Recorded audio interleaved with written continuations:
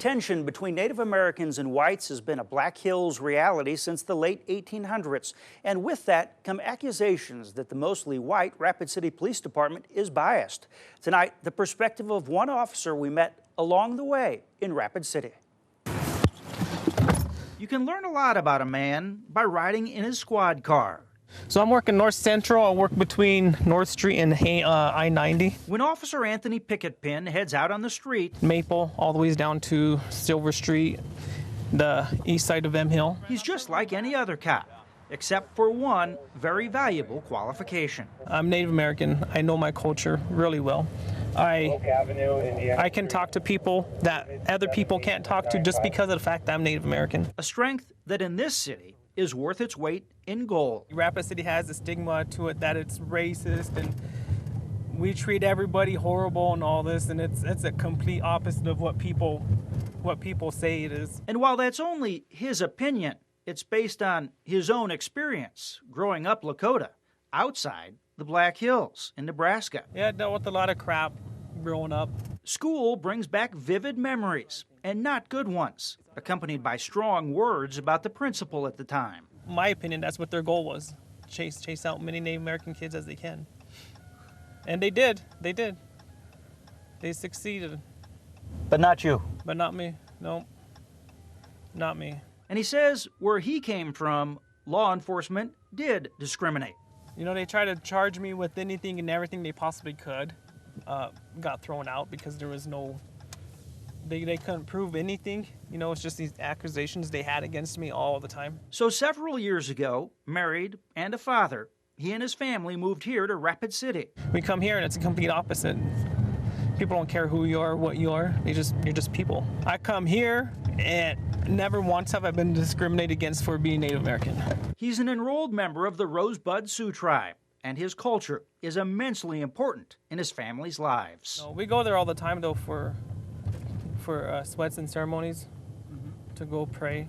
But if you expect to see a chip on Officer Picket Pin's shoulder, you'll have to look elsewhere, because the only thing on his shoulder is a patch that reads, Police, Rapid City SD. I did the unthinkable and I became a cop myself. After all he went through growing up in Nebraska. Yeah, people were just shocked by that. Of the more than 120 sworn officers on the Rapid City PD, only 5 self-identify as Native Americans. I think that a lot of the people around here that do try to get hired on run into family issues with being cops and working in Rapid City. A sort of peer pressure not to become a cop. And when the Native American cops get hired on from here, they deal with a bunch of crap, bunch of nonsense, and then they end up quitting because they don't want to deal with it anymore. He says if they want more Native American officers, they need to hire from outside South Dakota. From different reservations and different tribes. That way they have zero ties to Rapid City and family here, and then they won't have to deal with being harassed all the time.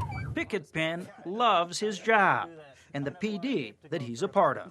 The police department go above and beyond trying to learn the culture about, understand Native Americans and where they come from and who they are. And just as he has strong words about where he's been, his words are equally strong about where he is now. From being on the inside and working with the department for 2 years and getting to know everybody pretty well, there is no racism within the Rapid City Police Department.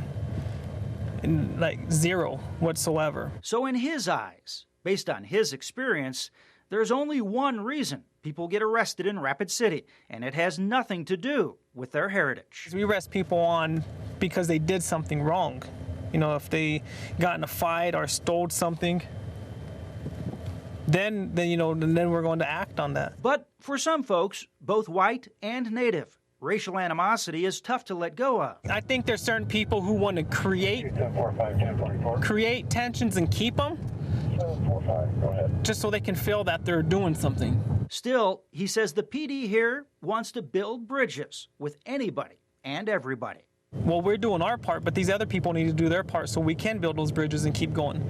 But we run into people who don't want that, don't want to build bridges, and they want to just keep tearing them down. Life has taken a turn for Anthony Picket Pin.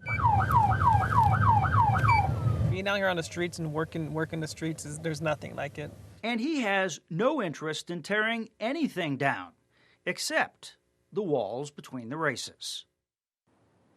Picket Pin says after all he went through growing up, he does everything he can to never treat anyone else the way he was treated.